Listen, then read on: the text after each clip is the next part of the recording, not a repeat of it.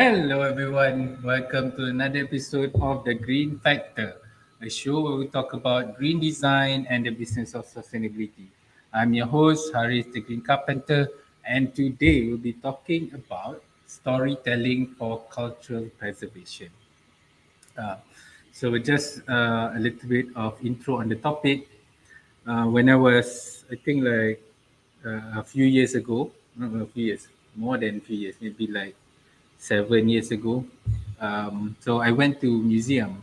I went to the local museum, and then I looked at the things and all that, and I found out there's so much things that is um, beautiful on our forefathers' design. So there's a lot of things like the brooch that they wear during the wedding. There's so many things lah. And then I thought to myself, there's so much beautiful or cultural element that we have as a culture, but no one, I don't see it in a modern setting. I don't see products that it's made using the design and all that.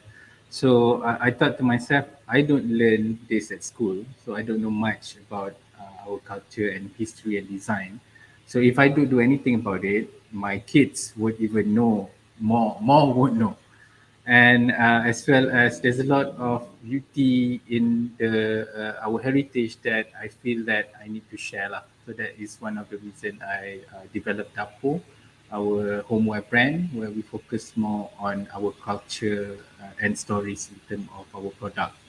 So that is where, for me, I think sustainability and cultural uh, uh, preservation is almost similar.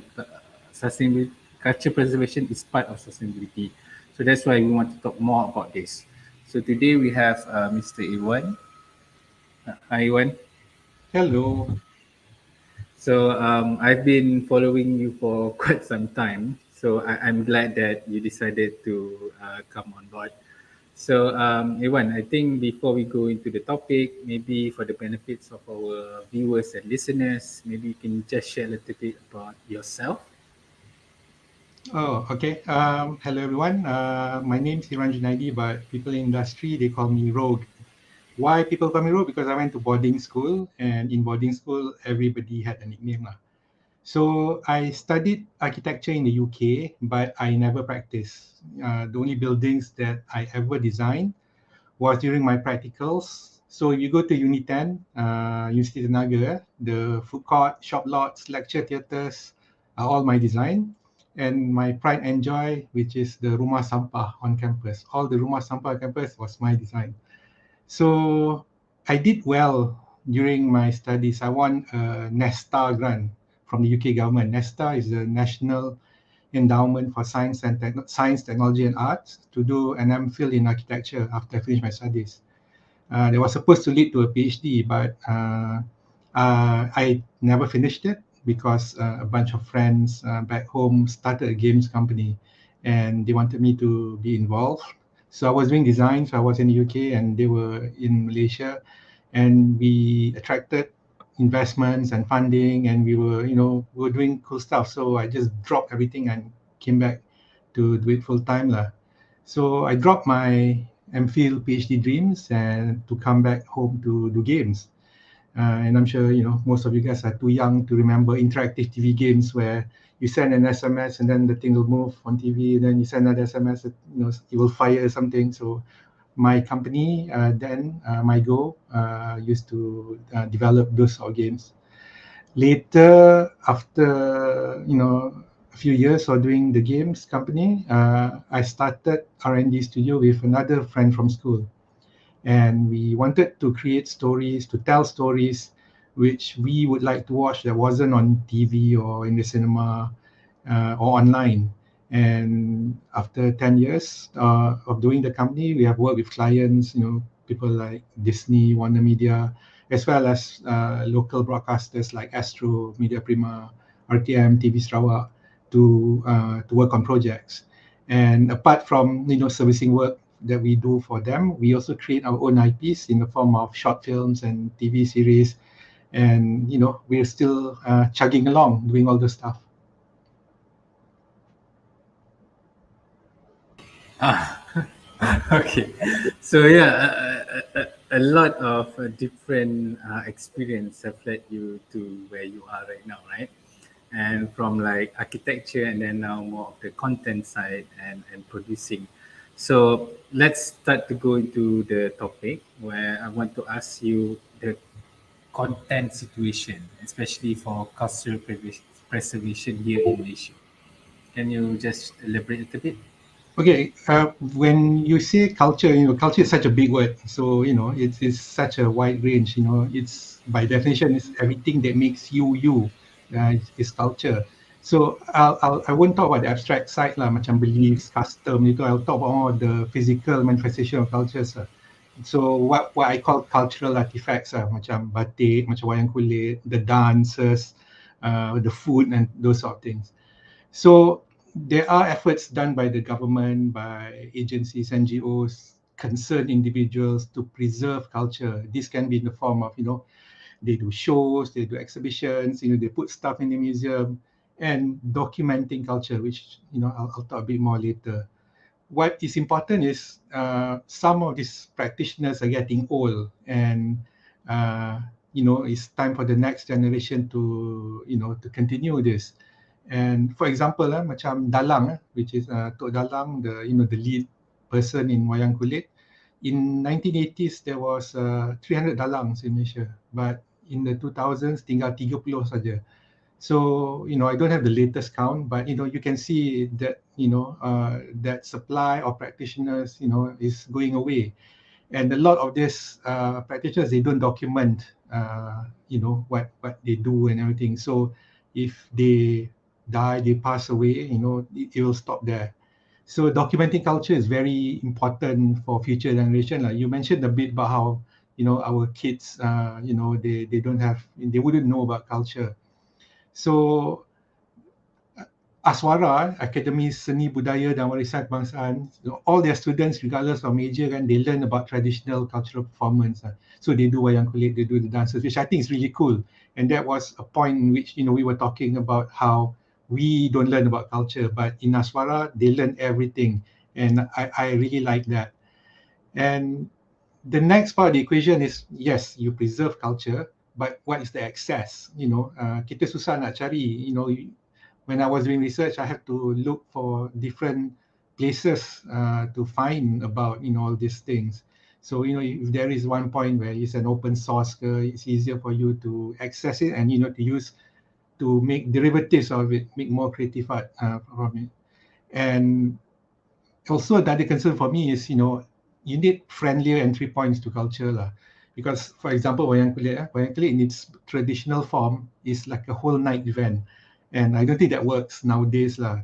But but I have a friend Tintoy who does fusion wayang kulit. So he does wayang kulit in the form of Star Wars, Marvel, DC superheroes with this Tok Dalang called Pak Dain from Kelantan, and they use modern settings in the storytelling of wayang kulit.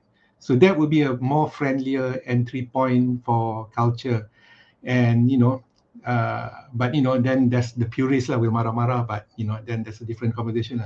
So you have to conserve, and then you have to have easy access point, and I think friendlier entry point to culture in Malaysia. Understand. Yeah, I think you've touched a little bit about the some of the issues as well. Even like for me, when I do a lot of my work, it's more of a derivative kind of approach, especially because we are catering to a slightly different demographic.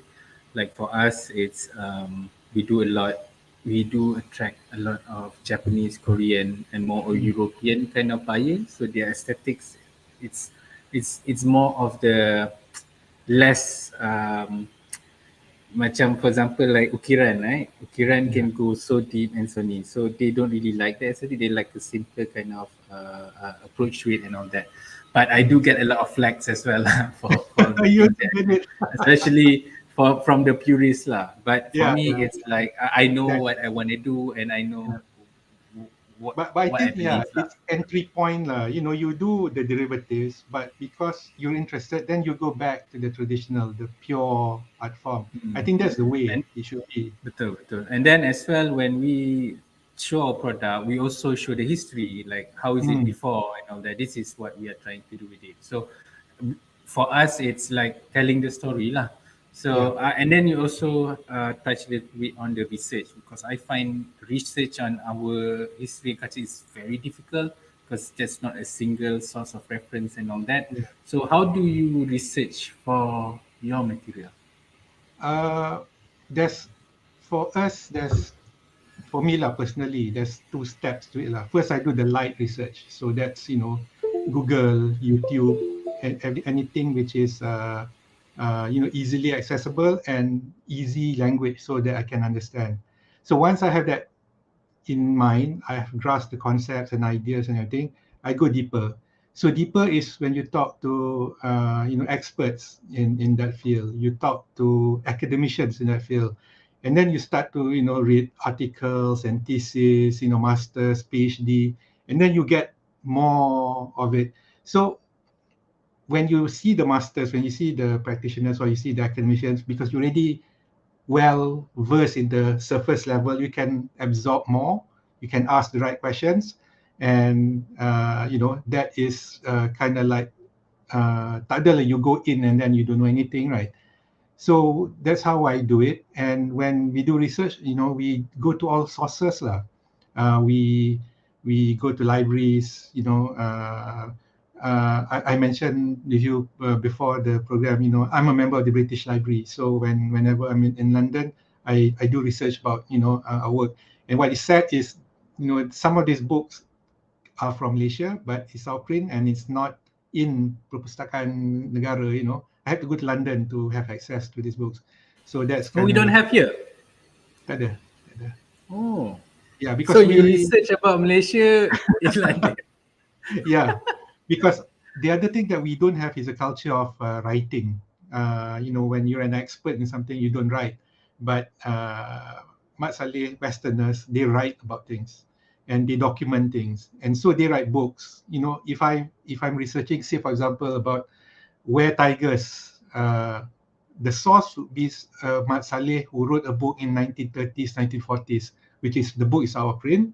I can't find the book in here locally, but it's in the British Library. That's the sort of research yang we don't have access to, easy access here lah. And then when I do things which is like macam a social issue lah kan, such as in my second short film, we were doing a short film around domestic violence. I talk to people who are living with the issue. So I talk to NGOs, I talk to medical practitioners, survivors of abuse, to get the real story. And to me, when you do social issues, when you talking to an NGO is a must lah. They're on the ground and they have a lot of knowledge and issues in such a holistic way lah, dari from all angles. So that's kind of like my approach for the past few films I've done. Okay, a question on top of that, because you are like doing research on the Malay culture and stories and all that, and then your research materials come from UK, for example. How do you uh, because it's not local, there are certain biases. We don't Hmm. know whether it's genuinity or not, because sometimes they come and then only short period of time, the view is only limited to that short Yeah. amount of time and all that. How do you consolidate that lah? Okay. I mean, that's a question of reconciling lah, the Western eye and the us living through the culture lah. So one of the things which is kind of like how I view it is, some of the you have to be critical lah. Some of the things are pretty biased, but a lot of the things are from a neutral point of view and without bias actually, because they don't know anything about the culture, and what they talk about, what they write about is kind of like a fresh pair of eyes. And sometimes I like these observations in which kita tak notice it because we're living it, but that point of view from a Westerner is there. But you have to reconcile lah. And what what I find out is a lot of macam research about our own culture. You have to go to the master's and the PhD thesis. So these are kind of like local people doing in-depth research, and but it's academic language lah, so it's heavy and so you have to go through it to find, and you need to balance out lah between the Western and but that that clarity, that fresh eyes, I think is quite important because we take things for granted actually, and that appreciation sometimes is because Mak Saleh appreciate more than us. Yang kita apa pasal ni? An example I can give is when we did my first short film called Batik Girl. We were in Bologna in Italy during a children's book fair, and there was this Mat Saleh couple, elderly, 60s, 70s, they were looking at the major at the Malaysian pavilion. And, we were thinking this is a book fair, but they were looking at the table. And on the table was a batik cloth. So they were looking at the cloth and they were talking about the batik cloth and not the books. And they were like thinking, I don't know what they were talking about lah. And me and my writing partner, we were like looking at them and say, oh, they must be looking at something moving in the batik. So that was the inspiration to our ni. And it's because we saw Mat Saleh looking at it. We never look at the batik and look and think, talk about it or whatever. So that appreciation tu tak ada for us lah. And it took me, tengok orang appreciate our culture, baru I appreciate our own culture. I like the point that you say that they, it can be less biased, but because like betul juga, I think for us we are more biased if we write something, right? Because we are in there, right? Yeah. Awesome, And awesome. also the scholarly approach lah, because our practitioners we don't have that scholarly approach. Our practitioners are mostly buat aja, and it's also that master student relationship. The knowledge comes down that way, and we don't document it. So if you look at documentaries, you look at books, and the Westerners, they do a pretty good job of it lah. And that's something we have to learn from them, because when I mentioned before when these practitioners, they pass away and everything, knowledge is gone, or we don't appreciate it, then it's gone forever.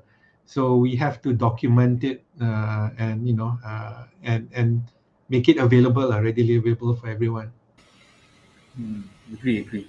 And I think like for me, when I do my research, what I found some of the struggle is like the language that they are using, especially like the Malay culture. We have a lot of linguistic kind of approach to our culture, and the syair, the sajak, and all that. Yeah. So that accessibility, even for us, the speaker of the language is like, what are the tersirat and tersurat? So that's why it's quite, after a certain point too, it's like, oh, you have to be a linguistic to study But more. that's the cool bit lah, to me lah. I mean, kalau kita tengok things at the surface level, oh, it looks nice. Oh, it's a carving, for example, right?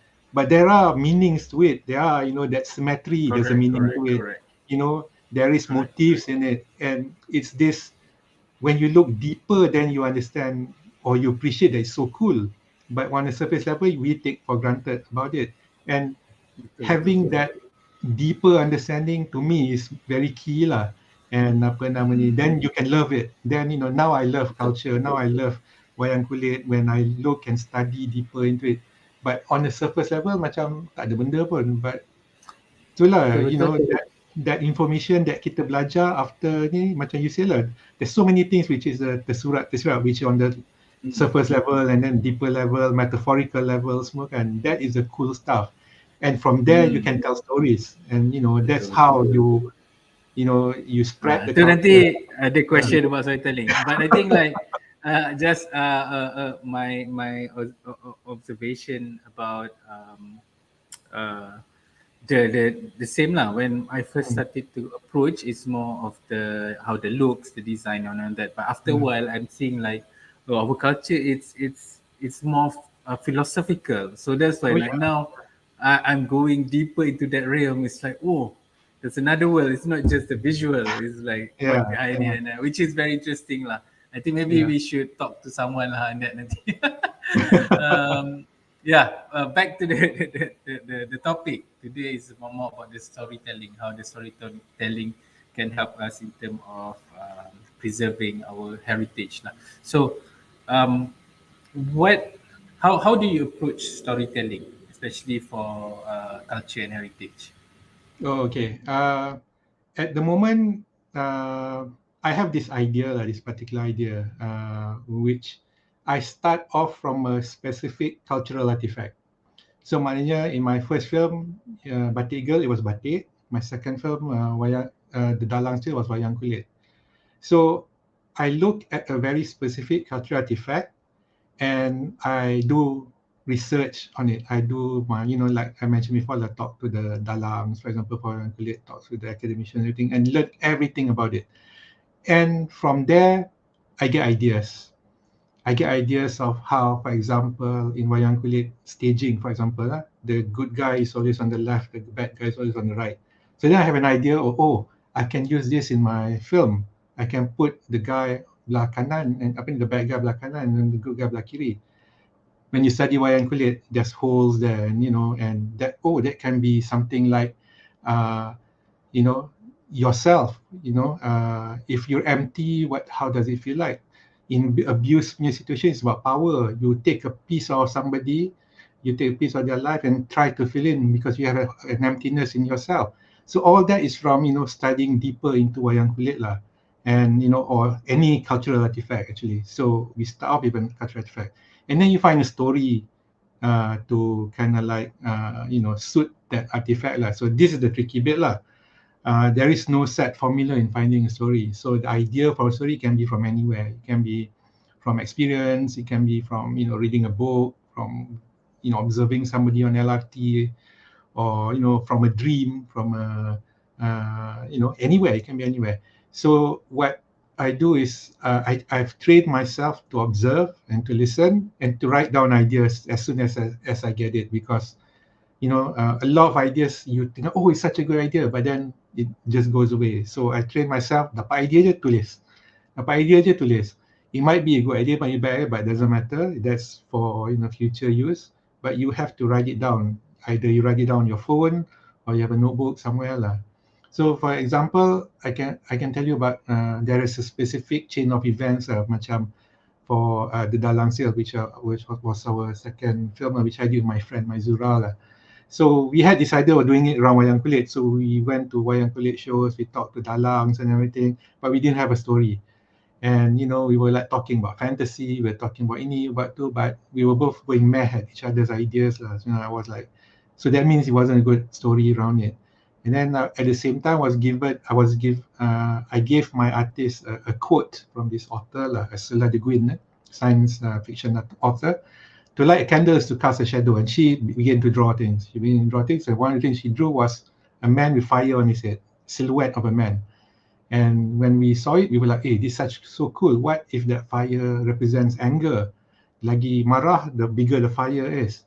And around the same time, me and Mai were talking about stuff, and one of the topics was domestic abuse. She asked me a question about what would you do if you knew somebody who was in a domestic abuse situation. Simple question, but I couldn't answer it. And it kind of like clicked together, that domestic abuse, that man with the fire, and then wayang kulit. So then everything came together and we came up with that short film, The Dalang Still. So it's more of a dynamic approach lah in a way, right? But it Yeah, always there's starts no with, formula. yeah. Tapi there is a formula. The formula, macam you cakap, it start with an element, and then Yeah. you find the things around it. You find the which one suit more, and then of course after that is more of how creative you want to go lah. Right? Yeah. So Yeah. I'm guessing is that creative side that you also need to harness lah. Yeah. Because like people don't want to listen to a boring story, right? So you have to make it compelling enough. So Yeah. what are some of the things that you rasa compel people when you are story? Because everyone can tell a story, but compelling or interesting enough, how can you advise in terms of that? Stories that make you react lah. The best stories are something you have to react. Either you're scared, or you're laughing at it, or you're crying, or you're thinking about it. All the best stories, there is a chemical reaction. Is dopamine in your mind. So if you get the right chemicals, you macam interested, you want to know more, you like terkejut and all those things. So those are the best stories. And if you have a story, you cerita ke orang but there's no reaction, then it's a bad story. But if you tell a story, tell it to somebody, and then they say, oh, then what happens? Or they say, oh, I'm scared, I want to know what happens next. Then that's a good story. So if your story is flat and no reaction, bad story. If it has a reaction, if people cry because of your story, then that's a good story. So, creating story that evokes something lah, right? You can Evokes also something. be angry and all that, right? Yeah, Awesome. yeah. Okay, so you've done a lot of different things. You've won a lot of awards, and now you've traveled and showcased your stuff all over. So why do you are not the first person to do it, and you're probably not the only person that does it. But Yeah. what do you think contributes to you doing well? Well, I have a good team around me lah. So when I say team, it's family. They've been encouraging me dari awal, drop architecture, doing something unknown. So family was, is number one.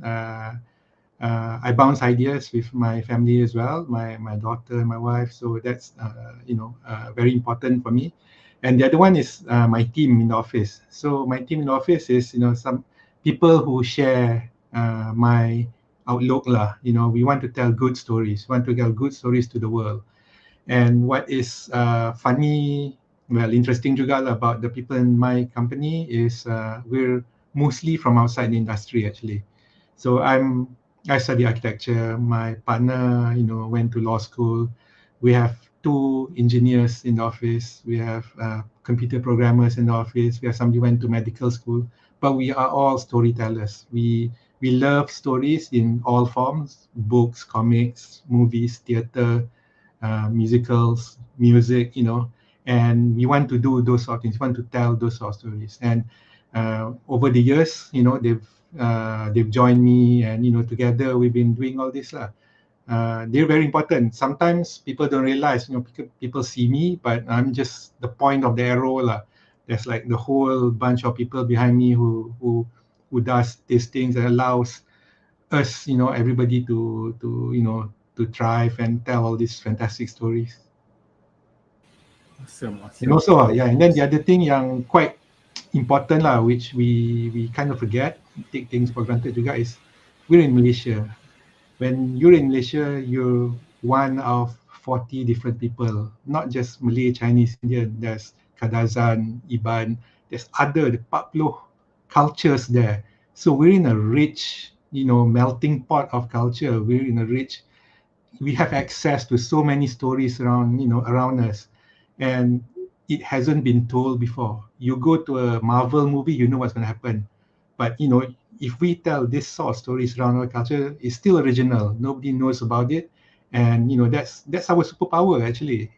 And you have to admit that we have good support from macam for us in the industry, we have MDEC given us grants, given us market access to broadcasters from overseas and things like that. So that helps. We can tell original stories, and then we have this support structure in place to help us lah. Awesome. So last week I interviewed Sinan kan from Durio, and then like during the session though, dia ada suggest recommend to read the book Good to Great. So right now I am thinking like every guest I want to ask the same question. So I want to ask you like, is there any book recommendations that all the books? I know. At least give a few lah, a few. So at least it's like picking a favorite child. You can't say it's your favorite book. My favorite author is Neil Gaiman. So I think he's a fantastic storyteller. So he does comics, he does books. You know, there are books that have been turned into movies. So Neil Gaiman would be my favorite author. But if you are into storytelling, you want to know basics of storytelling, is this book. Uh, Joseph Campbell, The Hero with a Thousand Faces. So this is kind of like the starting point. You can understand So what makes, everything, every yeah, movie yeah, uses that and all that, right? yeah. So Star Wars, Harry Potter, everything, came Yeah. from this. The ideas from this man, Joseph Campbell. And also, storytelling is not just telling stories for, in comics and movies and everything. You tell stories when you present and everything. So this is one of my favorite uh, book as well. It's called Resonate by Nancy Duarte. Yeah. So that's another favorite book of mine. Awesome, awesome. I typing tadi tajuk-tajuk. You Okay, can okay. pause So the video or anything. Yeah. yeah, that's why I didn't watch recording. So we are at the end of the show. I think the last question will be your future plan, either personal or the Okay. work that you do and all that. Personal, my personal projects I'm taking care of in the company. I want to finish my next short film. So it's about a bajau laut kid who is stateless lah. So bajau laut ni, they don't belong to any country, Philippines, Indonesia, Malaysia, and they can't go to school. They don't have access to medical punya facilities. And so that will be the topic of my third film. And that cultural artifact yang I cakap kan, macam there's batik, wayang kulit. I'm doing the story around the traditional Bajau dance called the Igal. And so that's my next short film. So it'll be a trilogy of films based on cultural artifacts and then a story around it. And for the company, wider company projects, we're continuing to tell cultural-based stories. We have 3 other short films that we are working on. We have a movie, an animated feature film in our pipeline, not to mention all our other development work for TV series and our client stuff lah. And the other thing which this one is also like a personal thing juga. I've been talking about practitioners not writing, documenting their work. So I'm also doing my PhD. So I have to walk the walk lah kan. I cakap orang tak tulis. So I'm starting my PhD with a research question that centers around my films lah, and how we use cultural artifacts as a starting point to tell a good story.